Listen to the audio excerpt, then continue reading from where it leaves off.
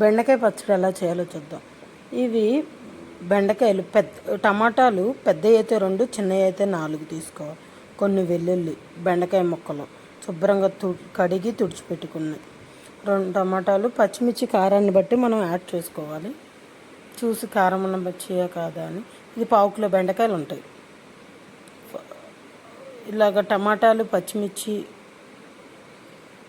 వేసి కొంచెం ఆయిల్ వేసి బెండకాయ ముక్కలు అందులోనే మొత్తం కలిపి ఒకేసారి హైలో పెట్టి వేపుకోవాలి. హైలో పెట్టి వేపడం వల్ల జిగురు అనేది పోయిద్ది. పచ్చడికి కొంచెం ఆయిల్ ఎక్కువ పట్టింది కాబట్టి ఇందులో ఆయిల్ కొంచెం ఎక్కువే వేసుకోవాలి.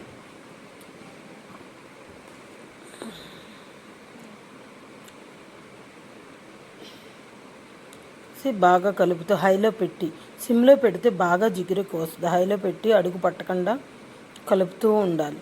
మనం గరిటెతో కలిపినప్పుడు ఆ జిగురులాగా ఉంటుంది చూసారా. ఇందులోనే కొంచెం కల్లుప్పు కూడా యాడ్ చేసుకోవాలి.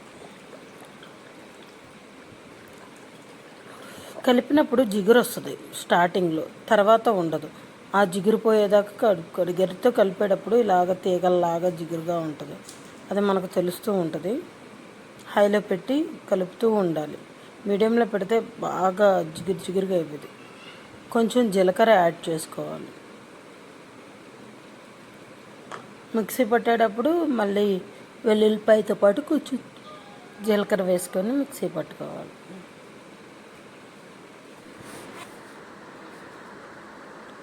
బెండకాయలు మనం హైలో పెట్టే ఫ్రై చేయాలి. ఎప్పుడైనా సరే పచ్చడి ఇలా హైలో పెట్టి ఫ్రై చేయడం వల్ల ఆ జిగురు అనేది ఉండదు. మనం కలుపుతుంటే చూసారు గరిటెకి ఎంత జిగురుగా ఉంది, అది పోయేదాకా వేపాలి.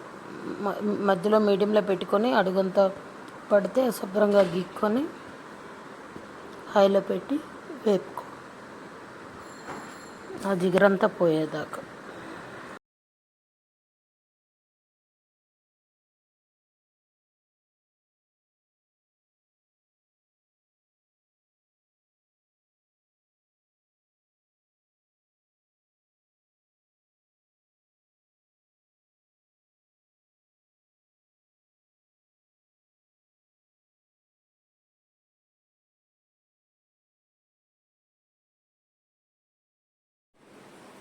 నిమ్మకాయ సైజు అంత చింతపండుని ఇలాగ వేడిగా ఉన్నప్పుడే అందులో పెట్టి పొయ్యి కట్టేసి ఆ వేపిన దాంట్లోనే పెట్టి వదిలేయాలి.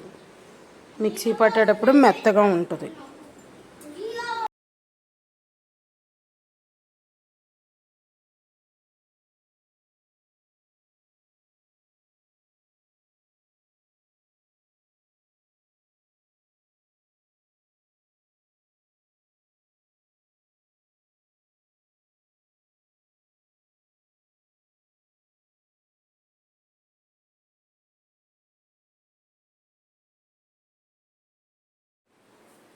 మిక్సీ జార్లో కొంచెం వెల్లుల్లిపాయలు వేసి, కొన్ని వెల్లుల్లిపాయ వేసి, ఈ పచ్చిమిర్చి, చింతపండు వేసి ఒక తిప్పుకోవాలి. రోల్లో అయితే రోటి పచ్చళ్ళు ఇంకా బాగా బాగుంటాయి.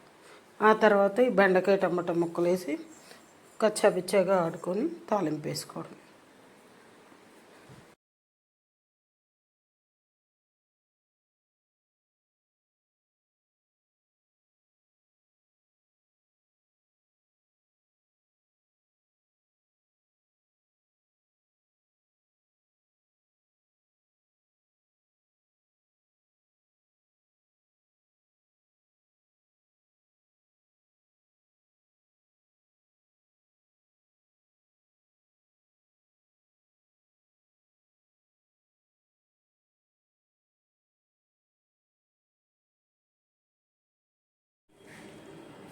మనం ఇప్పుడు పచ్చడి వేపుకున్న బాండీలోనే సిమ్లో పెట్టి తాలింపు వేసుకోవాలి. హైలో పెడితే అదంతా మాడిపోయింది.